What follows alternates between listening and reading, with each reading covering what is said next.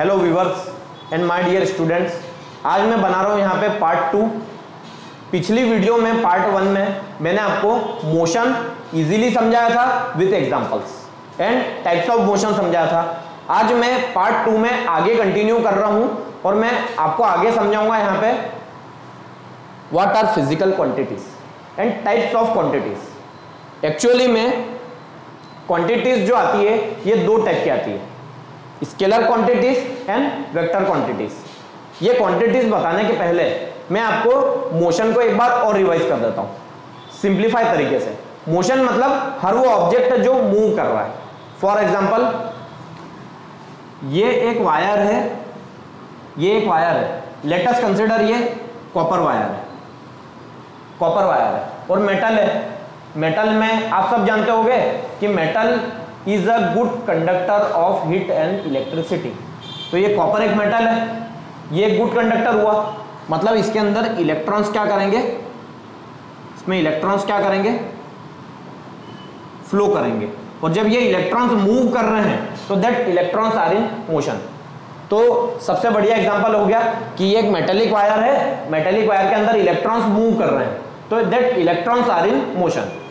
दूसरा ये पेन है, इसको पेन को मैंने नीचे गिरा दिया, ग्रेविटी इस पेन को अट्रैक्ट कर रही है तो that pain is in motion. Third example easily मैं आपको और दे सकता हूं, production of sound waves in loud speakers.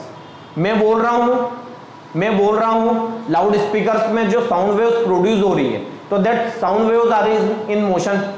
जैसे मैं स्पीकर हूं, मैं बोल रहा हूं तो मेरी वॉइस जो आ रही है तो that sound waves are in motion. तो हर वो चीज जो मूव कर रही है वो मोशन में है। एयर मूव कर रही है तो एयर मोशन में है, ठीक है। इस वायर के अंदर इलेक्ट्रॉन्स मूव कर रहे हैं जिसके कारण करंट प्रोड्यूस हो रहा है तो that electrons are in motion. ऐसा ही हर वो चीज जो मूव कर रही है वो मोशन में, ठीक है। अब मैं कंटिन्यू करता हूं क्वांटिटीज पे। फिजिकल क्वांटिटीज क्यों जरूरत पड़ी इसको बनाने की, इसीलिए जरूरत पड़ी क्योंकि फिजिकल क्वांटिटीज, फिजिक्स का मतलब क्या है, फिजिक्स का मतलब यह होता है ऑब्जेक्ट की पूरी स्टडी करना, ऑब्जेक्ट की पूरी स्टडी करना, उसके मास को, उसके वेट को और उसकी साइज को, उसके शेप को, उसकी प्रॉपर्टीज को स्टडीज करने के लिए क्वांटिटीज बनाना पड़ी। और ये क्वांटिटीज बनाने से क्या हो गया, डीलिंग करना आसान हो गया। डीलिंग करना क्या हो गया, आसान हो गया। Those quantities which can be measured are called as physical quantities. For example ये पेन है, ठीक है, ये पेन है, ये एक पेन है, इसका मास है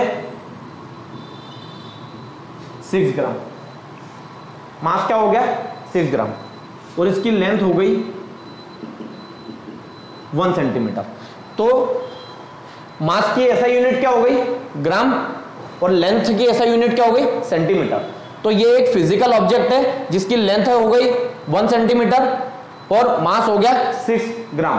तो फिजिकल क्वांटिटीज मतलब क्या होता है, फिजिकल क्वांटिटीज मतलब वो क्वांटिटीज होती है जिसमें हम ऑब्जेक्ट को मेजर कर सकते हैं, ऑब्जेक्ट को मेजर कर सकते हैं, उसके मास को, उसकी लेंथ को, उसके डायरेक्शन को, anything, any object which whose properties can be measured are called as physical quantities. So those quantities which can be measured are called as physical quantities. Example, mass, speed, time, force. Quantities are of two types. दो types की quantity होती है, scalar quantity और vector quantity. Scalar quantity those quantities which has only magnitude, वो quantity जिसका केवल magnitude होता है but no direction are called as scalar quantity. वो क्वांटिटी जिसका केवल मैग्नीट्यूड होता है बट नो डायरेक्शन, जिसका कोई डायरेक्शन नहीं होता है, उसको हम बोलते हैं स्केलर क्वांटिटी। एग्जांपल हो गया टाइम। टाइम को बताने के लिए कोई डायरेक्शन की जरूरत नहीं है, टाइम को बताने के लिए कोई डायरेक्शन की जरूरत नहीं है। For example 1 AM, 2 AM, 3 AM, 4 PM, 5 PM, 6 PM। तो टाइम को बताने के लिए हमको डायरेक्शन की जरूरत नहीं पड़ रही है, तो टाइम क्या हो गया, स्केलर क्वांटिटी हो गया। क्यों, स्केलर क्वांटिटी की डेफिनेशन समझिए, those quantities which has only magnitude, जिसका केवल मैग्नीट्यूड हो पर कोई डायरेक्शन नहीं हो। एग्जांपल टाइम, एग्जांपल हो गया 5 AM, 6 AM। तो 5 और 6 यहाँ पे मैग्नीट्यूड है पर इसके साथ कोई डायरेक्शन नहीं जुड़ा हुआ है, तो इसको हम बोलेंगे स्केलर क्वांटिटी है। क्या है? Scalar quantity. इसके बाद आता है वेक्टर क्वांटिटी। वेक्टर क्वांटिटी का मीन्स होता है those quantity which has both magnitude and direction are called as vector quantities. वो क्वांटिटीज जिसका मैग्नीट्यूड और डायरेक्शन दोनों होता है उसको हम बोलते हैं वेक्टर क्वांटिटी। वो क्वांटिटी जिसका मैग्नीट्यूड और डायरेक्शन दोनों होता है उसको हम बोलते हैं vector quantities. Example force. Example क्या हो गया? फोर्स।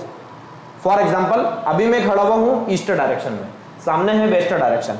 ये पेन है, इसको मैंने फोर्स लगाया, फोर्स लगाया, तो मैं जो फोर्स लगा रहा हूं, मान लो मैंने 5 न्यूटन का फोर्स लगाया इस ऑब्जेक्ट को फेंकने के लिए। मैं क्या कर रहा हूं? इस ऑब्जेक्ट को थ्रो कर रहा हूं। तो क्या कर रहा हूं? कौन से डायरेक्शन में फेंक रहा हूं? मैं ईस्ट में खड़ा हुआ हूं पर मैं इसको फेंक रहा हूं वेस्ट डायरेक्शन में। तो मेरा फोर्स मान लो 10 न्यूटन का फोर्स लगा रहा हूं। फोर्स की ऐसा यूनिट होती है न्यूटन। 10 न्यूटन का फोर्स लगा रहा हूं तो 10 यहां पे मैग्नीट्यूड हो गया और किस डायरेक्शन में फेंक रहा हूं? वेस्ट डायरेक्शन में। तो यहां पे 10 मैग्नीट्यूड और वेस्ट डायरेक्शन, तो फोर्स क्या हो गया यहां पे? Vector quantity. तो वो क्वांटिटी जिसका मैग्नीट्यूड और डायरेक्शन दोनों होता है उसको हम बोलते हैं वेक्टर क्वांटिटी। और स्केलर क्वांटिटी कौन सा होता है? वो क्वांटिटी जिसका ओनली मैग्नीट्यूड होता है। फॉर एग्जांपल 5 और 6 टाइम में डायरेक्शन नहीं आ रहा है, इसमें हमने डायरेक्शन मेंशन नहीं करा है, तो ये स्केलर क्वांटिटी है। और वो क्वांटिटी जिसमें मैग्नीट्यूड और डायरेक्शन दोनों आ रहा है उसको हम बोलेंगे वेक्टर क्वांटिटी। एग्जांपल फोर्स, क्योंकि कोई भी ऑब्जेक्ट पे अगर हम फोर्स लगाएंगे तो फोर्स कितना लग रहा है, ज्यादा लग रहा है, कम लग रहा है, वो मैग्नीट्यूड में आएगा। 8 न्यूटन का फोर्स, 10 न्यूटन का फोर्स, 11 न्यूटन का फोर्स, और किस डायरेक्शन में लग रहा है वो भी आएगा। ठीक है, तो इसको हम बोलते हैं वेक्टर क्वांटिटी।